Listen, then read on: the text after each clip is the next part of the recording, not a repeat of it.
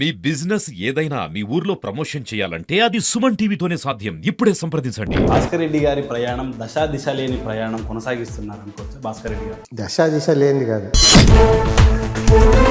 ఎన్ని రోజులు కార్యకర్తలు ఇలాగే భాస్కర్ రెడ్డి గారు వెంట తిరగాలంటారు. భాస్కర్ రెడ్డి గారు కూడా సొంత ఖర్చు పెట్టుకొని ఎన్ని రోజులు ఇలాగే మెయింటైన్ చేయాలి. కొన్ని సందర్భాలు బట్టి లేట్ అవుతుంటాయి.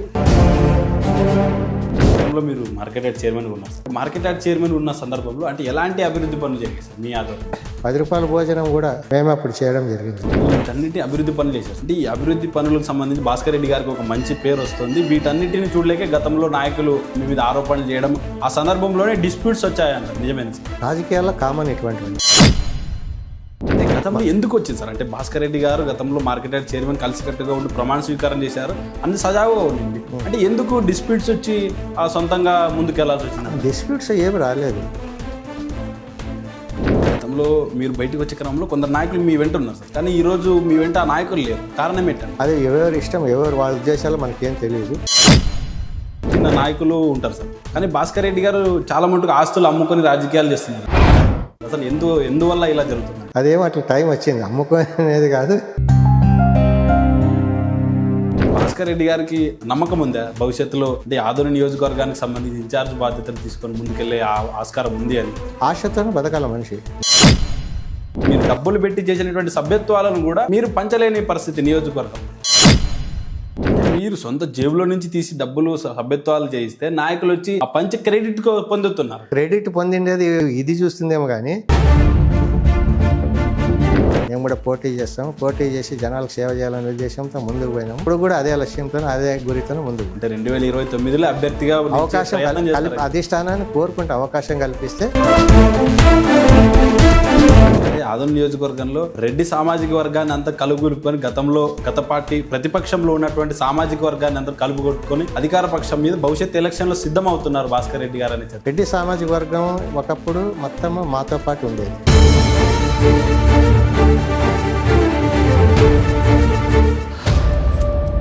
హలో నమస్తే, వెల్కమ్ టు సుమన్ టీవీ. నేను మీ ముని.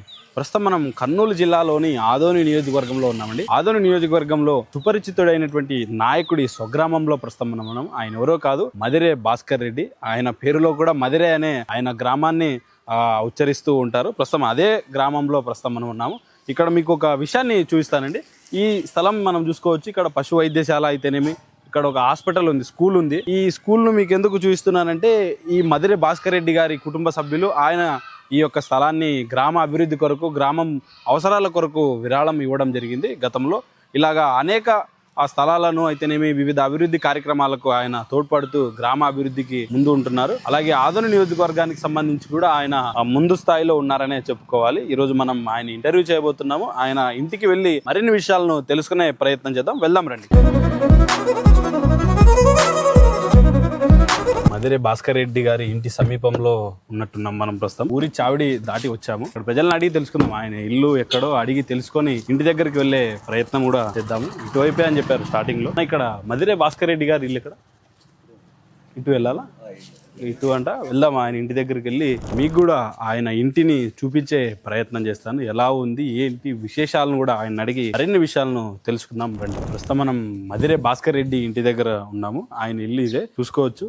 చాలా సింపుల్ గా ఉంది. ఒకసారి మాజీ మార్కెట్ యార్డ్ చైర్మన్ అయ్యిండి కూడా చాలా సింపుల్ గా ఆ ఇంటిని అయితే కన్స్ట్రక్ట్ చేసుకున్నారని చెప్పుకోవాలి. ఆ సార్ కూడా అక్కడ కూర్చున్నారు. మనం రాకకు ఎదురు చూస్తున్నట్టున్నారు. వెళ్ళి మరిన్ని విషయాలను అడిగి తెలుసుకునే ప్రయత్నం కూడా చేద్దాం. సార్ నమస్తే. సార్ మేము సుమన్ టీవీ నుండి వచ్చాం సార్. మీరు అనుమతిస్తే చిన్న ఇంటర్వ్యూ చేయాలనుకుంటున్నాం మిమ్మల్ని. Thank you sir. సార్ మన దగ్గర ఉన్నారు. సార్ని అడిగి మరిన్ని విషయాలను తెలుసుకునే ప్రయత్నం చేద్దాం. Let's do it. మనతో మదిరే భాస్కర్ రెడ్డి గారు ఉన్నారు. ఆయన అడిగి మరిన్ని విషయాలను తెలుసుకునే ప్రయత్నం చేద్దాం. సార్ నమస్తే. నమస్తే. Welcome sir. Welcome our Suman TV studio. Thank you. Sir Bhaskar Reddy గారి ప్రయాణం దశా దిశ లేని ప్రయాణం కొనసాగిస్తున్నారు అనుకోవచ్చు భాస్కర్ రెడ్డి గారు? దశ దిశ లేనిది కాదు. దశ దిశ ఉండేనే ప్రయాణం చేస్తుంటారు.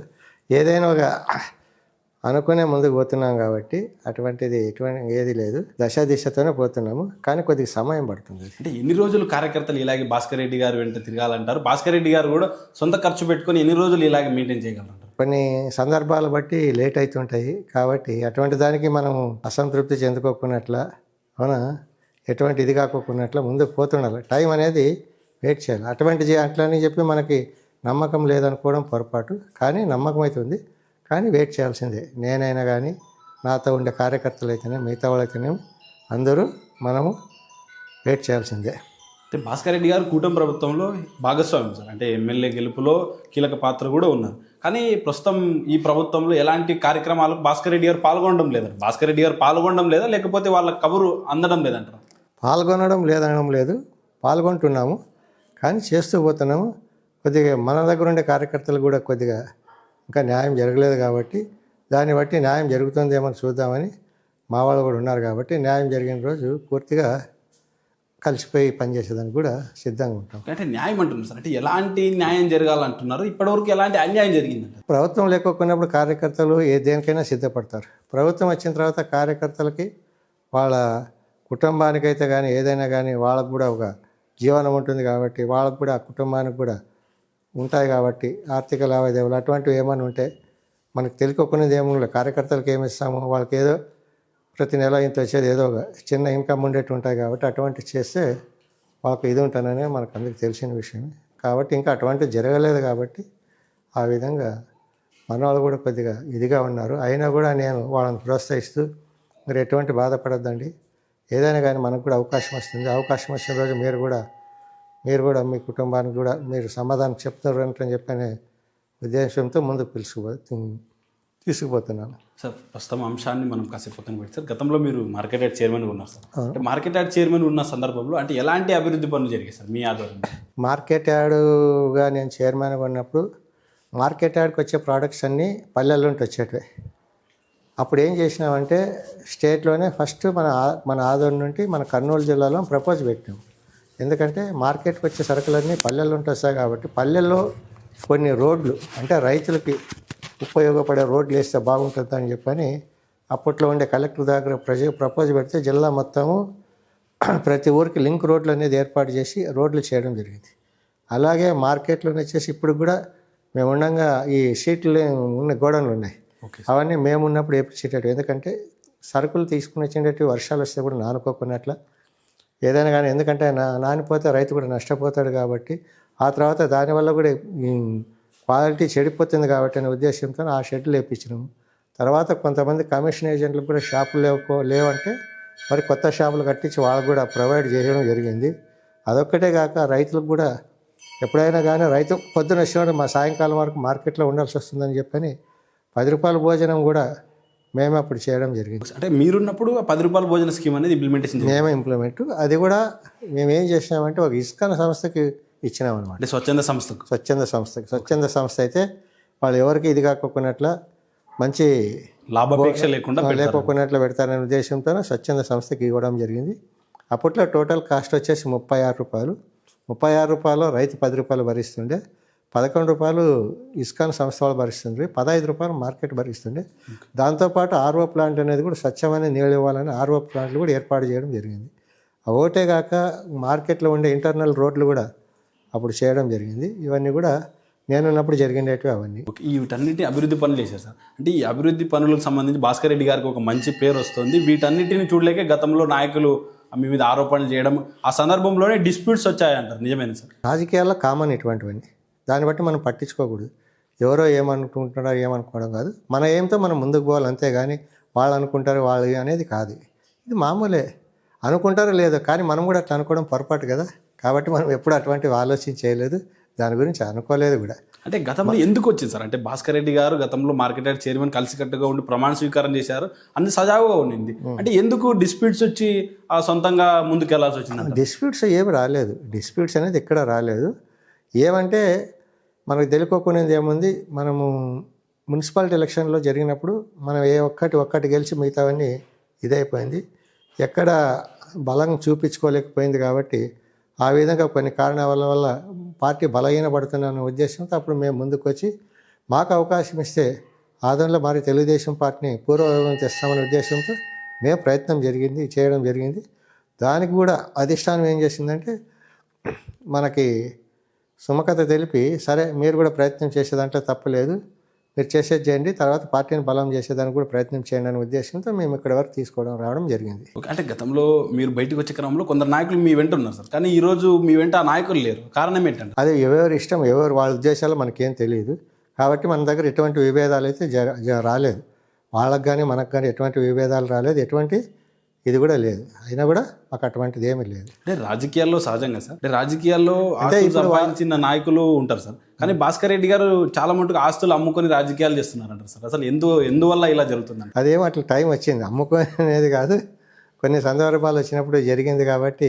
అంటే ప్రస్తుతం సహజ రాజకీయాల్లో సార్ చిన్న స్థాయి ఒక వార్డు కార్పొరేటర్ లేకపోతే కౌన్సిలర్ అంటే లక్షలు కోట్లు సంపాదించిన కాలాలు ప్రస్తుతం జనరేషన్. కానీ భాస్కర్ రెడ్డి గారు 40 ఏళ్ల రాజకీయ జీవితం ఆ భూస్వామి ల్యాండ్ లార్డ్ నుండే ఆ కుటుంబ నేపథ్యంలో వచ్చారు. అయినా నేటికి ఆస్తులు అమ్ముకొని ఫైనాన్షియల్గా వీక్ అయి కార్యకర్తల కోసం కష్టపడుతున్నారు. ఈ కారణం ఏంటంటే సంపాదించాలని మేము రాజకీయంకి రాలేదు. మా కుటుంబం మొత్తము మా ఫాదర్ నుండి మొదటి నుండి రాజకీయాల్లో ఉన్నారు. మా ఫాదర్ కూడా ఫస్ట్ ఈ పంచాయతీ వ్యవస్థ వచ్చినప్పుడు ఫస్ట్ సర్పంచ్గా ఈ ఊరికి ఎన్నుకోబడ్డాడు, ఈ మీ మధుర గ్రామానికి. ఆ తర్వాత కొన్ని కారణాల వల్ల మరి సపరేట్గా ఒక సింగిల్ విండో సొసైటీని ఏర్పాటు చేసి ఆ తర్వాత దానికి ప్రెసిడెంట్గా ఉంటూ జరిగింది. ఇది ప్రజాసేవ చేయాలనే ఉద్దేశంతో వచ్చినారే కానీ సంపాదించాలనే ఉద్దేశంతో రాలేదు. సంపాదించాలనే ఉద్దేశంతో వచ్చింటే ఈరోజు మేము రాజకీయాలు కూడా రాజకీయాల్లో ఉంటుండలేదాం. ఎందుకంటే సంపాదించిన తర్వాత అందరూ వెనకబడిపోతారు కాబట్టి ఆ విధంగా అటువంటిది అయితే. అంటే రాజకీయాల్లో అంటే విటమిన్ ఎం అనేది ఎంత ఇంపార్టెంటో ప్రస్తుతం అందరికీ తెలుసు, కానీ ఆ విటమిన్ ఎంలు సమకూర్చుకోగలిగితే కదా రాజకీయాల్లో. విటమిన్ ఎం సమకూర్చుకోవాలంటే మనకు అటువంటి అవకాశం వచ్చినప్పుడు సమకూర్చుకోవాలి, అంతేగాని ఊరికి అనవసరంగా విటమిన్ ఎం అన్నిటికీ ముఖ్యమని చెప్పి అడ్డదారులు తొక్కడం మంచిది కాదనేది నా ఉద్దేశం. అంటే మిగతా నాయకులు ప్రస్తుతం రాజకీయం చేస్తుంటే అడ్డదారి తొక్కి అది నేను అనడం లేదు, అది ఎవరెవరో మనము దాని గురించి అయితే నేను అనుకోవడం లేదు, దాని గురించి నేను మాట్లాడను. ఓకే, అంటే ప్రస్తుతం నేటికి రాజకీయంగా వెనకబడ్డారు మధుర భాస్కర్ రెడ్డి గారు, ఎందుకంటారు సార్? వెనకబడినారు అనుకుంటారు. ఏ విధంగా వెనకబడినారు అంటే భాస్కర్ రెడ్డి గారి కంటే వెనక్కి వచ్చిన నాయకులు ఎగ్జాంపుల్ చెప్తే ఈరోజు జిల్లా స్థాయి పదవులు అధిరోహించారు నాయకులు. మిగతా మీ సహచర నాయకులు నేడు రాష్ట్ర స్థాయి కార్పొరేషన్లో భాగస్వామి అయినారు. కానీ భాస్కర్ రెడ్డి గారు ఇక్కడే ఉండడానికి కొన్ని కారణాల వల్ల పైన పదవులు కూడా ఇచ్చింటారు. కొన్ని ఏం చేస్తారంటే క్యాలిక్యులేషన్గా తీసుకుంటారు, కులాల వారిగా లేదా ఇంకోటి ఆ విధంగా తీసుకున్నప్పుడు కొన్ని కారణాల వల్ల ఇచ్చింటారు. అంతేగాని దానికంటే వాళ్ళకి ఇవ్వడం, వాళ్ళు ముందుకు పోయినారు, భాస్కర్ రెడ్డి వెనక్కి పడినాడు అనుకోవడం ఇది మంచి సరైన ఇది కాదని నా ఆలోచన. ఎందుకంటే ఓకే సార్, అంటే భాస్కర్ రెడ్డి గారు రాజకీయ నేపథ్యం ఎలాంటి సార్? అంటే ఏ నేపథ్యం నుంచి వచ్చాయి, వీటి కుటుంబ నేపథ్యం ఎలాంటి సార్? రాజకీయ కుటుంబం అంటే మా ఫాదర్ నుండి మీకు చెప్పినాను కదా, సర్పంచ్గా ఏంటి మాట్లాడు. అప్పట్లోన మా ఊరు ఇప్పుడు మీరు చూసింటారు వచ్చేటప్పుడు గ్రామచావుడు అంటారు. గ్రామచావుడు అంటే ఊరు వాకిలి. అప్పట్లోనే ఊరు వాకిలి కట్టేదానికి గ్రామస్తుల శ్రమదానంతోన తర్వాత ప్రభుత్వ గ్రాంట్తోన మొత్తం 11,000తో దాన్ని కట్టడం జరిగింది. అప్పట్లోనే అంటే ఎప్పుడు 54లోనే 1954లోనే గ్రామచావుడు అయితేనేమి, అలాగే ఊర్లో కరెంటు 54లోనే. ఆ తర్వాత ఊరికి రోడ్డు వేరే రూట్ ఉండేది. ఆ తర్వాత దాన్ని కూడా అందరి సహకారంతో, గ్రామ ప్రజల సహకారంతోనో రైతులతోనో రోడ్డు కూడా ఆ విధంగా ఉంటాయి, బాగుండదని ఈ విధంగా దీనికి అనుకూలంగా ఉంటాను నేను అవన్నీ మాట్లాడుకుని చేయడం జరిగింది మా ఫాదర్. ఆ తర్వాత మళ్ళీ సింగిల్ విండో అనేది, అంటే అప్పట్లోనే సింగిల్ విండో కాదు, సొసైటీ అనే దాన్ని ఏర్పాటు చేసి కొంతమంది రైతులకి, ఎందుకంటే రైతులకి మీకు తెలుసు కదా ఇప్పుడు లోన్లు ఇచ్చేవాళ్ళు అప్పుడు, అయితే రైతులకు ఎవరు పట్టించుకునే వాళ్ళు లేరు కాబట్టి సొసైటీ అనేది ఏర్పాటు చేసి దాని ద్వారా రైతులకి ఈ రుణాలు ఇప్పించడం కానీ ఆ విధంగా సేవ చేసుకుంటూ రావడం జరిగింది మా ఫాదర్. ఆ తర్వాత మీ రాజకీయాల్లో ఎప్పుడు అరంగేట్రం? నేను 2000లో చేసినాను. 2000 అంటే అంతకుముందు మా ఫాదర్ తర్వాత మా పెద్ద బ్రదర్ చేసినాడు. ఆ తర్వాత ఆయన శంకరెడ్డి చేయడం జరిగింది. ఆయన కూడా సింగిల్ విండో అయినాడు. తర్వాత రెండవది మార్కెట్ యార్డ్ వైస్ చైర్మన్ కూడా చేయడం జరిగింది. ఆయన అనుకోకున్నట్లు ఆరోగ్యం కొద్దిగా ఇది కావడం వల్ల ఆయన చనిపోవడంతో నేను అప్పుడు 2020లో దిగడం జరిగింది. ఆ 2020లో కూడా నేను కూడా అంతకుముందు సింగిల్ విండో చేసినాను. ఆ తర్వాత ఇంతకుముందు గతంలో కూడా మా బ్రదర్కి మంచి అవకాశాలు ఉండేవి, కానీ కొన్ని ఆయన చనిపోవడం వల్ల అవకాశాలు కలిసి రాలేదు. అవకాశం మాకు కలిసి వచ్చింది కాబట్టి నేను మార్కెట్ యార్డ్ చైర్మన్గా చేయడం జరిగింది. అంటే గతంలో మీరు కుటుంబ సభ్యులు అంటే స్కూల్కు ల్యాండ్ దానం చేయడం, చెరువు కూడా ఇచ్చారంట. అది చెప్తే కదా, మా ఫాదర్ ఉన్నప్పుడు ఏం చేసినంటే ఆ రోడ్డుతో పాటు మన స్కూల్ ఉండాలని, అప్పట్లో నా స్కూల్ కూడా లేదు. స్కూల్ లేదంటే పల్లెల్లో మీకు తెలుసుకోకునేది ఏమంటే ఎక్కడ ఇది ప్రొవైడ్ చేసేది కాదు కాబట్టి ఒక స్కూలు, తర్వాత సొసైటీ, మీకు ఆఫీస్ కూడా అక్కడే పక్కన ఉంటుంది. ఆ తర్వాత వెటర్నరీ హాస్పిటల్ కూడా, ఈ మూడు ఈ ఊరికి అవసరమనే ఉద్దేశంతో స్కూల్కి అయితేనేమి, సొసైటీకి అయితేనేమి, వెటర్నరీ హాస్పిటల్కి అయితేనే ఈ మూడింటికి ఇవ్వడం జరిగింది. అలాగే తాగునీటి సమస్య అనేది వచ్చిందనమాట. వచ్చినప్పుడు ఎప్పుడైంది 1989లో నెదర్లాండ్స్ స్కీమ్ అనేది మన రాష్ట్రానికి నెదర్లాండ్స్ వాళ్ళు ఆర్థిక సహాయం చేయాలనుకున్నప్పుడు మా ఊరు ప్రపోజల్ పెట్టడం జరిగింది. అప్పుడు ఏమైందంటే ఎక్కడ ల్యాండ్ ఎక్కడ దొరకలేకపోతే ఫైనల్గా మా ఫాదర్ ఉండి సర్లే కానిలే అని చెప్పని ఒక 5 ఎకరాలు ఇవ్వడం కూడా జరిగింది. దాంతో ఆ నెదర్లాండ్స్ స్కీమ్ ద్వారా ఇప్పటి వరకు మా ఊరికి ఎటువంటి నీళ్ళ కొరత లేకోకున్నట్ల ఇబ్బందులు లేకోకున్నట్ల జరుగుతుంది. అంటే అంతకు ముందు వరకు వాటర్ ప్రాబ్లం ఉండింది, ఈ తర్వాత వాటర్ ప్రాబ్లం అనేది లేకుండా అప్పటికి వాటర్ ప్రాబ్లం ఎటువంటిదంటే మా ఊర్లో మొత్తం ఉప్పు నీళ్ళే, ఎక్కడ మంచి నీళ్ళే లేదు. అంటే ఈ ఏరియా కూడా ఏది బ్లాక్ సాయిల్ కాబట్టి ఉప్పు నీళ్ళు బ్లాక్ సాయిల్ అంతా ఫ్లోరైడ్తో కూడిన వాటర్ అనమాట, మంచినీళ్ళు లేవు. ఇంకా కెనాల్ కూడా మనకు దగ్గర 2 కిలోమీటర్ పైన అవుతుంది. అంత దూరం నుండి నీళ్ళు తెచ్చుకోవాలంటే కూడా ఇబ్బందికరం కదా. ఆ విధంగా ఆ స్కీమ్ వచ్చినప్పుడు దాన్ని చేయడం జరిగింది. ఓకే సార్, భాస్కర్ రెడ్డి గారికి నమ్మకం ఉందా భవిష్యత్తులో అంటే ఆదోని నియోజకవర్గానికి సంబంధించి ఇన్ఛార్జ్ బాధ్యతలు తీసుకొని ముందుకెళ్ళే ఆస్కారం ఉంది అని? ఆశతోనే బతకాల మనిషి, నమ్మకం అయితే ఉంది. మనం చేసే పనులు కూడా బాగున్నాయి కాబట్టి నాకైతే నమ్మకం అయితే ఉంది. అంటే ఎందుకంటే సార్ గతంలో ఇదే అధికారం వచ్చింది, ప్రతిపక్షంలో మీరు 5 ఏళ్ళు కొట్లాడారు, అది ఓకే సెకండరీ. బట్ ఈ ప్రస్తుతం అధికార పక్షంలో కూడా సభ్యత్వాలకు సంబంధించి మీరు క్రియాశీలకంగా చేశారు. అయితే ఆ సభ్యత్వాలు చేసిన మీరు డబ్బులు పెట్టి చేసినటువంటి సభ్యత్వాలను కూడా మీరు పంచలేని పరిస్థితి నియోజకవర్గంలో. సరే కొన్ని చిన్న దీనివల్ల చేయలేకపోయినాం, అయినా మేము చేయకపోయినా కూడా మిగతా వాళ్ళు దాన్ని సభ్యత్వాలు చేసినట్టు అందరికీ అందించినారు. దానివంటే ఎటువంటి ఇబ్బంది లేదు. సభ్యత్వాల వల్ల కూడా, ఎందుకంటే ఒక సభ్యత్వం చేయడం వల్ల లబ్ధి పొందినారు. మేము సభ్యత్వం చేసిన దాంట్లోన మీకు ఒకటి తెలిసి ఉంటుంది, కుప్పగల్లో ఒకటి బస్సు యాక్సిడెంట్, కర్ణాటక బస్సు యాక్సిడెంట్లోన భార్యాభర్తలు ఇద్దరు చనిపోయినప్పుడు ఆ సభ్యత్వాలు చేపించింది మేమే. అప్పుడు వాళ్ళకి ఒక్కొక్కరికి 5 లక్షలతో 10 లక్షలు కలిసి వచ్చింది. అట్లా చిన్నారాయణంలో కూడా ఒకరికి ఇట్లా మేము చేపించిన సభ్యత్వంలోన కొంతమందికి ఆ విధంగా కలిసి రావడం రాదు. కానీ మేము చేసింది మాత్రం అక్కడ జనాలు కలిసి వచ్చింది కాబట్టి మాకు దానిపైన ఎటువంటి ఇది లేదు. అంటే మీరు సొంత జేబులో నుంచి తీసి డబ్బులు సభ్యత్వాలు చేయిస్తే నాయకులు వచ్చి ఆ పంచ క్రెడిట్ పొందుతున్నారు. క్రెడిట్ పొందిండేది నీవు ఇది చూస్తుందేమో కానీ చేపించింది ఎవరు, ఈ డబ్బులు ఎవరి ద్వారా వచ్చింది అనేది వాళ్ళకి తెలిసి ఉంటుంది. ఎవరికి నేను ఎవరికైతే ఎవరి దగ్గర అయితే పోయి మా వాళ్ళు చేపించింటారో వాళ్ళు చెప్పింటారు, అయ్యా పలానా ఆయన చేపించినాడు, మీకు పలానా ఆయన వల్ల కలిసి వచ్చింది అంటారు. క్రెడిట్ తర్వాతకి విషయం, కానీ సేవ ముఖ్యం కదా. ఆ సేవ నాకు లభించింది. అంటే మీ కార్యకర్తలు, మీకు సంబంధించిన నాయకులు ఎన్ని రోజులు ఇలాగే వెయిట్ చేయాలంటారు? చాలా మరి అధిష్టానం నిర్ణయం తీసుకునేంత వరకు చాలా కలిసి వచ్చేంత వరకు అలాగే ప్రయాణం అయితే కొనసాగించాలి. ఓకే, దీనికైతే మనం అనుకున్నాం కాబట్టి ఎక్కడ ఇదే అయింది లేదు. మన ప్రయాణం అయితే కొనసాగుతున్నాం. తుది వరకు ఏదో ఒకటి నిర్ణయం అయితే తీసుకోవాల్సి వస్తుంది కదా. నిర్ణయం తీసుకోకున్నట్లట్లే కొనసాగించలేరు కదా. ఎందుకంటే రాబోయే నెక్స్ట్ ఎలక్షన్స్ వస్తున్నాయి, స్థానిక సంస్థలు అయితేనే ఇంకోటి అయితేనే అంతలోపల కూడా నిర్ణయాలు తీసుకుని ముందుకు నియోజకవర్గాన్ని కూడా ఒక బలోపేతం చేసేదానికి స్థానిక సంస్థలన్నింటిలోన మన పార్టీ గెలవడానికి అన్నిటికి కానీ అంతలోపల నిర్ణయం తీసుకోవాల్సి వస్తుంది. కాబట్టి అంతవరకు ప్రయాణం చేద్దాం. అంతలోపల నిర్ణయం కూడా ఏ విధంగా వస్తుందో అధిష్టానం బట్టి ఆలోచిద్దాం. ఓకే, మీకు నమ్మకం ఉంది సార్? అంటే నియోజకవర్గంలో స్థానిక సంస్థల ఎన్నికలు కూటమినే పై చేయి ఉండబోతుందని ఉంటుంది. ఎలా అంటారు? ఖచ్చితంగా మన ప్రభుత్వం చేసిండే పనుల వల్ల అయితేనేమి అన్ని విధాలుగా అదైతే నమ్మకం ఉంది. అంటే ప్రస్తుతం కూటమిలోనే వివిధ డిస్ప్యూట్స్ ఉన్నాయి, వివిధ నాయకులు ప్రత్యారోపణలు చేస్తున్నారు. ఈ నాయకులే సమయానం లేదు. అలాంటిది ప్రతిపక్షాన్ని ఓడించి గెలుపు సాధించడం ఎంతవరకు సాధ్యమవుతుంది? ఆరోపణలు అవన్నీ కామన్, ఎక్కడైనా ఉంటాయి పార్టీలో. కానీ ఏదైనా సందర్భం వచ్చినప్పుడు అందరూ కలిసే చేస్తాం. ఓకే, భాస్కర్ రెడ్డి గారి రాజకీయ లక్ష్యం ఏంటంటారు సార్? లక్ష్యం అనేది ఏముంది, పార్టీకి సేవ చేస్తూ పోతే పార్టీ కూడా మాకు గుర్తించి ముందు రాబోయే భవిష్యత్తులోన మాకు కూడా మంచి అవకాశాలు ఇస్తుంది అనేది ఉద్దేశంతోన ముందుకు పోతున్నాము. అదే లక్ష్యంతోనే ఉండాలనేది ప్రతి రాజకీయ నాయకుడికి సహజంగా చెప్తుంటారు, నాకు ప్రజాసేవ చేయడం ఇంట్రెస్ట్, ప్రజాసేవ అంటే ప్రజల్లో మమేకం అవ్వాలనేది నా కాన్సెప్ట్ అని చెప్తుంటారు. కానీ ప్రతి రాజకీయ నాయకుడికి రాజకీయంగా ఒక లక్ష్యం అని పెట్టుకొని రాజకీయాల్లోకి వస్తారు. అలా భాస్కర్ రెడ్డి గారి చివరి శ్వాసల వరకు చివరి రాజకీయ లక్ష్యం ఏంటంటే? చివరి శ్వాస వరకు చివరి లక్ష్యం మనకు లాస్ట్ టైం మనం పోరాటం చేసినప్పుడు మాకు కూడా ఒక ఎమ్మెల్యే టికెట్ కావాలా, మేము కూడా పోటీ చేస్తాము, పోటీ చేసి జనాలకు సేవ చేయాలనే ఉద్దేశంతో ముందుకు పోయినాము.